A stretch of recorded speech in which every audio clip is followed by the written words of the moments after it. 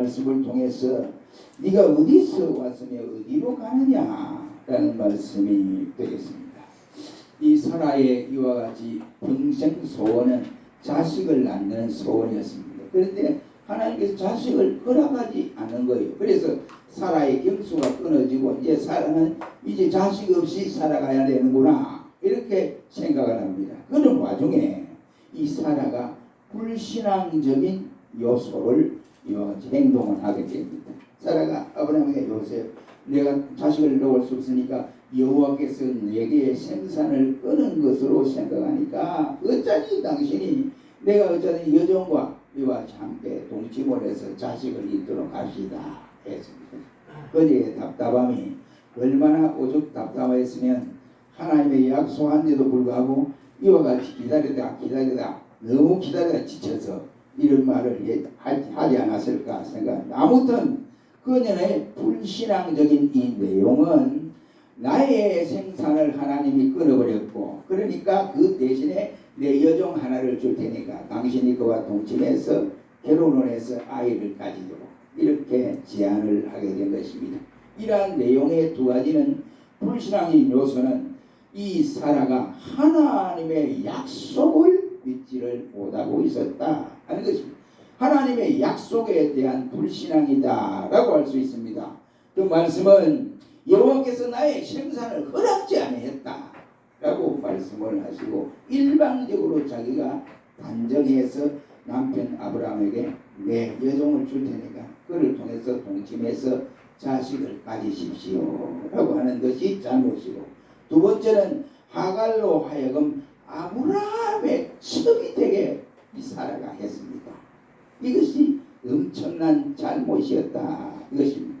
그래서 이 첩을 줌으로 인해서 성경이 말씀하는 일부 일처 이 제도를 무너뜨리게 만드는 거예요. 이것은 율법에도 허락하지 않는 말씀입니다. 그러니까 사라가 하나님의 말씀을 제쳐놓고 자기 마음대로 이와 같이 행동을 해버리게 되었습니다. 그래서 첩을 주었다. 쉽게 말하면 그겁니다. 아브라함이 사라의 말을 또 들으리라 했습니다. 남자들이 좀 그런 데가 있어 보니까 이 사라의 말을 안 들으겠는데 그거 말씀이 아니잖아. 하나님의 그 뜻이 아니잖아. 그러면 안 되지. 기다려야지. 이렇게 생각이 되는데 그래 좋다. 막 그것도 좋은 생각이다. 이래가지고 사라의 제안을 받아들였다 이랬습니다. 아브라함의 큰 실수라고 할 수 있습니다. 그래서 성경은 로마서 14장 23절 말씀에 말하기를 믿음으로 쫓지 아니한 모든 것은 죄다 라고 이렇게 단정을 해버리고 있습니다. 어쨌든 결과는 좋을지 모르지만 그러나 그 과정이 잘못된 거예요. 그러니까 하나님 모든 것이 하나님 앞에 바로 서지 못한 것은 행동은 죄다 이 말이에요. 그러니까 그 후에 어떻게 됐습니까? 아브라함의 가정에 불행스러운 일들이 일어나게 되지 않습니까? 아브라함이 하갈과 동침하니까 하갈이 이제 잉태했다고 성경은 말씀을 합니다. 그래서 하갈이 자기가 잉태함을 깨닫고 여주인 자기 여주인 저 사라를 멸시한지라 라고 말씀을 했습니다. 그러니까 또 자녀를 많이 그 이스라엘 백성이 그 당시에는 그렇게 했어요. 자녀를 많이 갖는 사람이 하나님의 은총을 많이 받는 사람으로 생각했고, 자녀를 낳지만 남자아이를 낳지 못한 사람은 하나님의 은혜가 없는 사람이다. 하나님이 그에게 은혜를 베풀지 않는 사람이 이렇게 생각했기 때문에 그렇습니다. 하갈은 아브라함의 이야기를 아기를 갖자마자 이 사람이 바뀌었어요. 여정으로 있을 땐 곱신곱신하다가 아브라함의 아기를 딱 하고 바뀌었는데 그게 어떻게 바뀌었습니까? 이게 하갈을 통해서 우리가 깨달을 수 있는 것은 첩을 둔 가정은 분명히 불행이 찾아온다. 이것을 깨닫게 됩니다. 우리는 한나의 가정을 알 수 있지 않습니까? 하나님 기도하는 여인이거든요. 그런데 이 한나가 자식을 못 받는 거예요. 그런데 하나님 입장에서 볼 때는 자식을 안 준 이유는 더 좋은 자식을 주려고 하나님이 스탠바이 한 거예요. 그렇죠? 그래서 결국은 하나님이 한나의 기도를 듣고 누구를 줬습니까? 누구를 줬죠? 사무엘! 이스라엘의 영도자, 모세 다음 영도자 사무엘을 준 거예요. 그 영특한 아들을 하나님이 주시기 위해서 스탠바이 한 거예요. 그런데 한나가 막 기도 중에 자식을 못 갖고 이러니까 이제 첩을 들여가지고 가정분란을 일으키는 이러한 경우가 있지 않습니까? 또 이러한 사실은 사람이 이 하갈 도둑은 지위가 높아지면 높아질수록 겸손하고 이렇게 해야 되는데 교만해져 버렸다는 것입니다.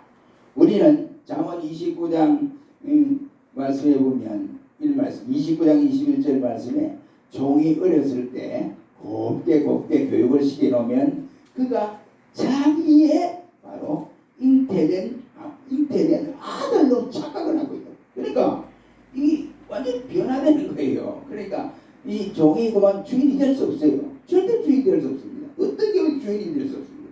그런데 주인은 참 이와 같이 사라를 괴롭히게 되는 것입니다. 얼마나 교만하고 교만해졌으면 종이 이와 같이 자기의 본주인 사라를 이와 같이 내가 당신 자식 못 낳으실까? 내가 이 집 안방 주인이다. 쉽게 말하면 내가 안방 주인이다. 이란 말. 얼마나 교만한 짓이냐. 이란 말. 하갈이 바로 그런 사람. 그가 자기의 잉태함을 깨닫고 그 여주인을 멸시했다라고 성경은 말씀을 하고 있습니다. 이 장면에서 보면 여러분 사라를 한번 생각해 보십시오. 진짜 여주인인 사라가 얼마나 기가 막히게 했어요. 그 여자를 애국에서 자기가 데려왔는데 애국 왕이 선물로 준 그 여인들 가운데 종들 가운데 한 사람이에요. 그러니까 그걸 하는 거가 야, 너 나를 이와 같이 이거 선대하고 나를 이거 도와라 하고 자기 여주인이 종으로 삼은 거예요. 그런데 아이고 세상에 많은 종들 가운데 이렇게 함부로 다스리는데 나를 주인의 종으로 이렇게 선택해 준 거니까 감사합니다. 이런 생각인데 자식을 갖고 보니까 마음이 달라져 버렸다. 이런 것입니다. 그러니 사라의 입장에서 볼 때 얼마나 억울합니까? 그래서 그 남편 아브라함이 항의를 합니다. 당신 말이야 어떻게 됐어? 나를 이렇게 내 주인이 나를 이와 같이 이렇게 학대를 하고 저 하다가 종이 어떻게 이럴 수 있느냐? 라고 하면 아브라함 당신 마음대로 그랬대. 그러니까 그때부터 사라가 도리어 하갈을 학대하기에 이르렀다고 오늘 보면 6절은 밝혀줍니다.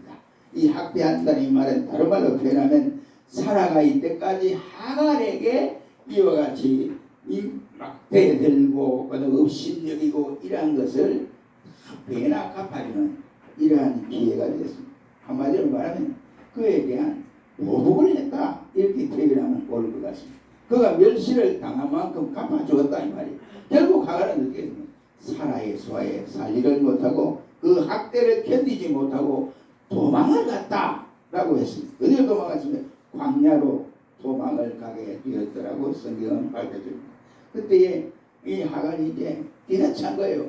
이제 나오긴 나왔는데 아브라함의 집에서 나오긴 나오는데 고향 애굽으로 가려면 엄청난 거리거든요.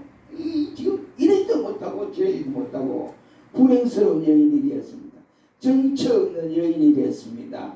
오갈 데 없는 여인이 되었습니다. 그래서 성경에 기록한 이 말씀을 보면 하갈이 여주인 사라에게 추방을 당했을 때 그녀는 슬피 울었다는 말이 없는데 이 정도만 되면 눈물이 줄줄줄 나오게 돼 있다고요. 그렇지 않겠어요?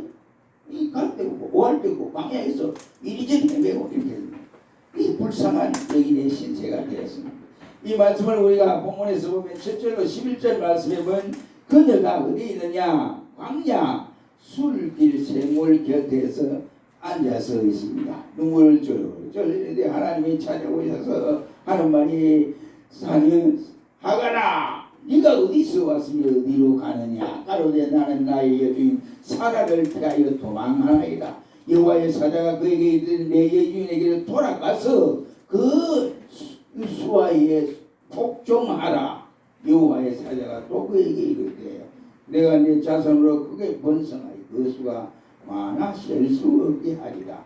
여호와의 사자가 또 그에게 이르되 네가 잉태하였으니 아들을 낳으니 그 이름을 이스마엘에 하라. 그래서 여호와께서 내 고통을 들으셨음이니라. 꼭 이렇게 말씀을 하고 있습니다. 우리는 이 시간에 이 하갈의 이 장면을 보면서 하나님과 하갈의 관계 이 장면을 보면서 나와 하나님의 관계, 하나님이 우리에게 주시는 메시지가, 영적 메시지가 무엇일까 하고 이 시간 생각하기로 합니다. 먼저 7절로 8절에 보면 여호와의 사자가 하갈의 이름을 부르고 있다. 이것을 7절로 8절에 볼 수 있습니다. 여호와의 사자가 광야 샘곁 곧 술길 샘물 곁에서 그를 만나 가로되 사라의 여종 하갈아 라고 불렀습니다. 여기 사자는 보냄을 받은 자를 말합니다. 다시 말하면 천사를 말하기도 하는데 여기에 실제적인 것은 천사를 의미하는 것이 아닙니다. 성육신 이전에, 이 땅에 오시기 이전 예수님을 나타낸다 라고 할 수 있습니다. 결코 그는 천사가 아니었음을 밝혀주는 내용입니다. 그 이유는 어떻습니까? 하갈이 말하기를 하나님 이렇게 표현했거든요. 하나님이라고 불렀습니다. 죄인으로서 일이 되신 성부 하나님, 우리가 성부 하나님을 본자는 살 수가 없어요. 그런데 그 성부 하나님이 여기 하갈에게 나타나지는 않았다는 사실이고, 바로 삼위인 성령은 단일성을 지닌 불가변적인 존재로서 바로 사람의 몸을 입고 올 리가 만무합니다. 그러므로 이 말씀은 바로 누구를 말이냐? 사람의 몸을 입고 오실 예수 그리스도를 나타내 준다라고 말씀을 할 수 있습니다. 성자 예수님은 불쌍한 여인을 만나 주시고 그에게 이르되 사라의 여종 하갈아라고 불러 주었습니다. 우리는 상황에서 우리를 건져주신 사랑의 주님이 우리를 찾아오셔서 아무야 일어나라 하고 우리를 불러서 주님 곁으로 오도록 만들어 주셨습니다. 그러니 하나님의 자비와 긍휼을 받은 저와 여러분들이라고 할 수 있습니다. 사랑하는 성도 여러분, 도대체 그러면 하갈은 어떤 인간이냐? 어떤 사람이냐? 그녀는 사라의 여종이었다라고 밝혀주고, 그녀는 애굽 사람이었다고 밝혀줍니다. 애굽 사람 그녀가 사라의 여종이 된 데는 여러 사연이 있습니다. 아브라함이 가나안에 형년이 들자 이제 애굽으로 갔습니다. 이주를 했는데 가서 자기 아내를 누이라고 거짓말로 속이고, 그 다음에 애굽 왕이 그것을 큰일 날 뻔했어요. 하나님이 그게 하지 말라고 이렇게 강구하고, 그래서 이 애굽 왕이 자기가 미안한 쪽으로 아브라함을 불렀어요. 여종도 주고 많이 주고 양, 소떼 우리가 짐승들을 많이 허락하여 주었습니다. 그때에 여종 중에 하나가 이 하갈입니다. 그 아브라함이 집에 온 뒤에 사라의 여종이 된 것입니다. 생각해 보면 이 하갈이 아브라함의 집에 와서 이와 같이 온 것은 우연한 일치가 아니라고 생각합니다. 그것은 불신앙의 열매였다. 그 원인이 어디있습니까? 그 첫째는 바로 아브라함이 가서 아니 될 애굽으로 내려간 결과라고 말을 할 수 있습니다. 그리고 그 원인은 아내라고 했는데 아내를 누이라고 말한 불신앙적이기 때문에, 이렇게 해서 아브라함의 집에서 함께 살게 된 그녀는 엄청난 사건을 터뜨립니다. 그래서 아브라함과 결혼을 하고 자식을 갖고 나니까 여주인을 멸시하기에 이르렀다라고 했습니다. 그녀는 여주인 사라에게 학대를 받다가 견딜 수가 없어서 도망쳐 나오는 정처 없는 불행한 여자가 되고 말았습니다. 성경 어디를 보나 그녀의 미덕에 대한 것은 아무도 나타나는 사건이 없습니다. 그녀는 뻔뻔스럽고 교만하고 불경스러운 그런 여자였습니다. 그러나 하나님은 광야에서 헤매는 형편없는 그 여자를 찾아오셔서 만나주었습니다. 사라의 여종 하갈아, 네가 어디에서 왔느냐 라고 말씀을 하나님이 찾아오셔서 그녀에게 위로를 주시고 또 그녀의 장래를 책임지는 약속을 해주었습니다. 그녀가 가출을 했을 때 아브라함과 사라는 그녀를 찾지 않았지만은 하나님은 울고 있는 그녀를 찾아오셔서 앞으로의 일들을 계획들을 말씀해 주시는 약속을 허락하여 주시고 하나님께서 그녀를 기억해 주었다는 존재였습니다. 사랑하는 성도 여러분, 바로 우리는 이런 모습을 보면서 감사하면서 살아야 되지 않겠습니까? 하갈을 위로하시는 하나님은 우리를 위로하시는 하나님이 되십니다. 하갈의 이름을 부르신 그 하나님 예수 그리스도께서 우리의 이름을 불러서 자기의 자녀로 삼아줬고 우리와 함께 가까이 계시도록 약속까지 허락하여 주었습니다. 광야에 방황하는 여인을 찾아가신 주님은 오늘 우리가 외로울 때 찾아주시고 우리가 괴로워할 때 우리가 이와 같이 어떻게 할까 방향을 상실하고 우왕좌왕할 때 찾아주신 분이 바로 예수님 자신. 우리는 방문을 받고 나 혼자 있는 것 같이 이와 같이 혼자 있는 것처럼 생각하지만은 그러나 주님이 찾아오셔서 내 곁에서 위로해 주시는 주님이십니다. 세상 끝날까지 항상 함께 있으리라고 약속까지 허락하여 주신 임마누엘의 주님이십니다.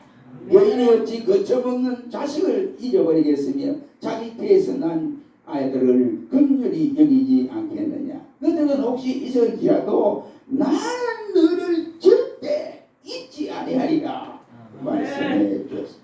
내 부모는 너를 버렸으나 여호와는 나를 영접하여 주시리라고 다윗은 고백을 하고 있습니다.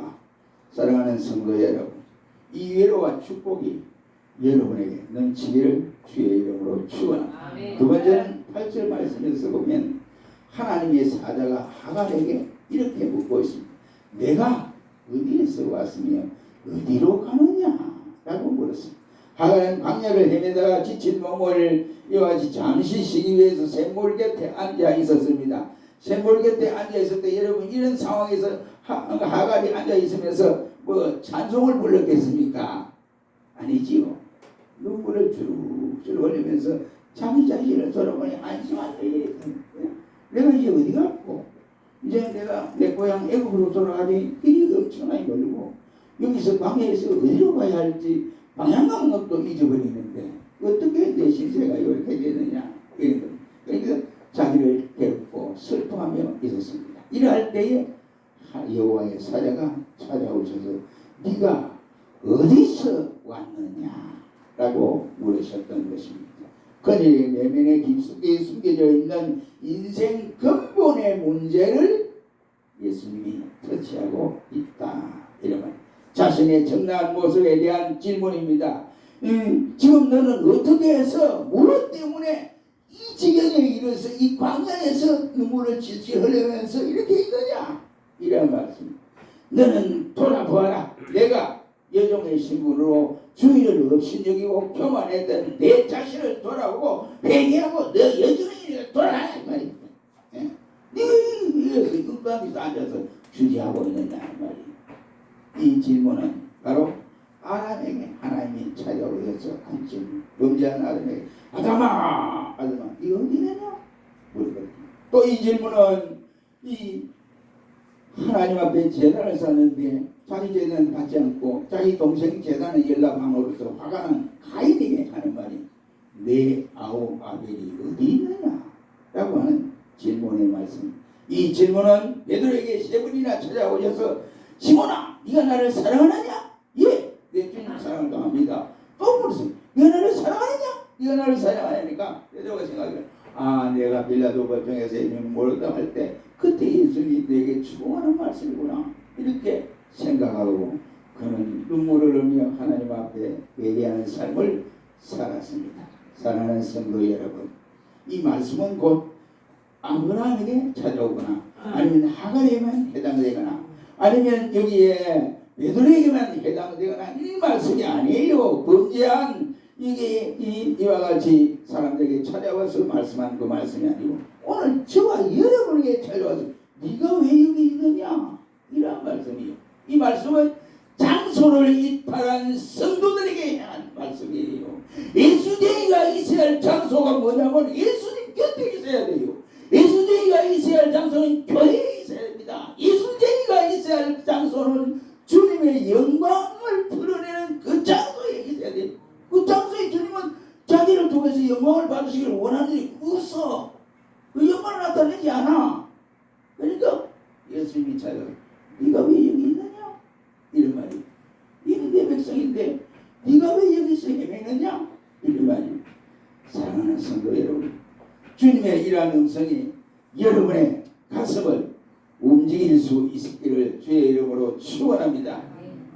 여호와의 사자가 또 묻고 있습니다. 네가 어디로 가느냐? 라고 하가에게 이는 자신의 본래의 위치를 이탈한 인간이 지향하는 불확실한 미래에 관한 질문을 말씀하고 있습니다. 잘못된 일에 어서 돌아서라 이란 말씀. 하나님의 간곡한 권면의 말씀입니다. 너는 지금 애굽으로 되돌아가기 위해서 여기 왔느냐? 이런 말이에요. 그래서 방황하느냐? 잘못된 것이다. 내 유저히 사라에게로 돌아가라. 빨리 돌아가라. 이런 말. 여호와의 사자의 권면. 사랑하는 성도 여러분, 우리는 지금 어디로 가고 있습니까? 혹 제약의 도성인 애굽으로 가고 있지 않습니까? 예루살렘 성을 등지어 세상을 방하고 있지는 않습니까? 길이요 진리요 생명이신 예수 그리스도를 떠나버리고 이리 갈까 저리 갈까 헤매고 있지는 않습니까? 우리는 그 길에서 돌아서야 됩니다. 왜냐? 그 길은 망하는 길이요 그 길은 바로 죄악의 길이기 때문에 그렇습니다. 그 길은 지옥으로 향하는 길이기 때문에 그렇습니다. 하나님의 사자가 하갈에게 분명의 말씀을 보시죠. 여호와의 사자가 그에게 이르되 내 주인에게로 돌아가 그 수하에 복종하라 해서 문제 해결은 우선 돌아가는 데 있습니다. 그러니까 사라가 어떻게 이게 나한테 이럴 수 있는 이렇게 그런 생각할 필요가 없어요. 그러니까 우선은 무조건 사라가 아브라함의 집으로 돌아가야 돼요. 그리고 우리는 어떻게 해야 되냐? 하나님의 집으로 돌아가야 됩니다. 하나님의 품 안으로 돌아와야 됩니다. 망조 안으로 돌아와야 우리의 살 길입니다. 하갈이 살 길은 바로 광야가 아니라 아브라함의 집으로 돌아가는 것입니다. 오네시모가 행복하게 사는 길은 빌레몬에게로 다시 돌아갈 수 있는 길입니다. 탕자의 행복은 돌아온 아버지 품 안으로 돌아가는 것이 그가 행복을 찾는 길입니다. 돌아가서 그 수하에 복종해라고 말씀하고 있습니다. 예수 그리스도 안에서 있는 자에게는 결코 정죄함이 없다고 말씀하셨기 때문에 그렇습니다. 세 번째는 오늘 본문 말씀에 보면 10절에 말씀을 10절 다 같이 한번 읽어봅니다. 시작. 여호와의 사자가 그에게 이르되 내가 여자 손으로 깊이 건너여 그 수가 많아서 쇠하리라. 이제는 이 하갈에게 축복을 줍니다. 위로의 축복을 주는데 내 자손이 많아서 번성해서 엄청나게 많아서 셀 수 없게 되리라 이런 말씀이 나타납니다. 이것은 하나님이 그 볼품없는 하갈에게 이와 같이 도망 나온 하갈에게 이렇게 약속을 해주고 있다는 사실. 여호와의 사자가 또 이르시되 내게 잉태하였으니 그 아들을 아리니 이름을 이스마엘이라 하고 이는 여호와께서 내 고통을 들으셨음이니라고 약속해 주었습니다. 광야로 도망친 외로운 여인에게 이보다 더 큰 축복이 또 어디 있겠습니까? 하나님은 버림받은 여인에게 최고의 위로를 주셨습니다. 두 가지입니다. 첫째는 많은 자손을 내게 주리라고 허락하여 주었습니다. 지금 이스마엘에 나타난 이 후예들이 터키인들과 아랍인들로 구성되어 있습니다. 그리고 두 번째는 기도의 응답에 대한 약속입니다. 여호와께서 내 고통을 들으셨음이라 했습니다. 셀리의 기도를 들으시는 그 하나님은 외로운 여인 하갈의 기도도 응답했습니다. 그녀의 기도를 응답하신 하나님은 오늘 저와 여러분의 간구를 들어주십니다. 왜 그러느냐? 그분은 이사야서 말씀에도 그러겠지만 에레미야 23장 말씀에도 내가 너에게 가까이 있느니라. 너는 나의 보호자. 내가 너의 보호자라. 보호자. 그러니 하나님이 예루살렘을 버리겠습니까? 하나님이 자기 백성을 버리겠습니까? 하나님이 교회를 버리지 않습니다. 절대로 버리지 않습니다. 그러니 그 하나님이 나를 버리실 때에 있느냐 이 말이에요. 그런데 왜 하나님 가까이 가냐고 자꾸 버리려고 그러냐 이 말이에요. 답답할 노릇입니다. 목회를 하다 보면 이런 경우들이 있습니다. 기도하고 교인들이 믿음이 없는 교인들 위해서 기도하는데 이게 잘 나와야 되는데 안 나오거든요. 목회자는 속이 터져요. 목회자는 속이 터지는데 목회자보다 더 속 터지는 분이 저분이에요. 누구예요? 하나님 예수님이 그랬단 말이에요. 내가 너를 위해서 내 몸 버려 피 흘려 다 희생했는데 니 왜 그래 하느냐? 그러지 않겠어요? 니 지금 여기 왜 있느냐? 돌아가라. 내 집 원주인 사라의 집으로 돌아가라. 바로 네가 돌아서라. 어디로 가느냐? 교회로 돌아서라. 주님의 곁으로 돌아서라. 주님이 있는 장소에 돌아서라. 이런 말이 아니겠느냐 이 말이에요. 13절 14절 우리가 결론적으로 한번 읽고 마치겠습니다. 13절 14절 시작. 하갈이 자기에게 여호와의 이름을 감찰하시는 하나님이 하셨으니 이는 내가 어떻게 여기서 나를 감찰하시는 하나님을 배우라고 합니다. 예, 하갈이 자기에게 이르신 여호와의 이름을 뭐라고 그랬어요? 여호와의 이름을 뭐라고 그랬어요? 감찰하시는 하나님이다. 하나님이 자세히 눈을 보고 있다는 말이죠. 그러니까 자기를 버린 것이 아니라 하나님이 세세히 눈을 보고 있다. 여호와의 사자는 또 묻습니다. 내가 어디로 가느냐? 이는 자신에게 본래 위치를 이탈한 하갈에게 그 위치를 잡아주기 위한 하나님의 말씀입니다.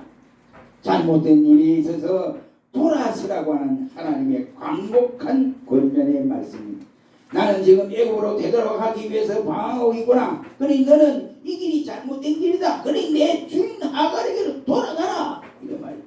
사랑하는 성도 여러분, 지금 저와 여러분들이 가는 길이 어느 길입니까? 주님이 원하는 길입니까? 주님이 원하지 않는 길입니까? 교회가 원하는 길입니까? 그렇지 않습니까?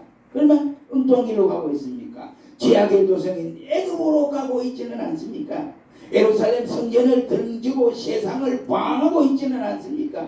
길이요 진리요 생명이신 예수님을 믿는다고 하면서 우리는 이리 갈까 저리 갈까 망설이고 있지는 않습니까? 우리는 그 길에서 돌았어야 돼. 왜냐? 그 길은 망하는 길이요, 그 길은 바로 죄악의 길이요, 그 길은 바로 지옥 가는 길이기 때문에 그렇습니다.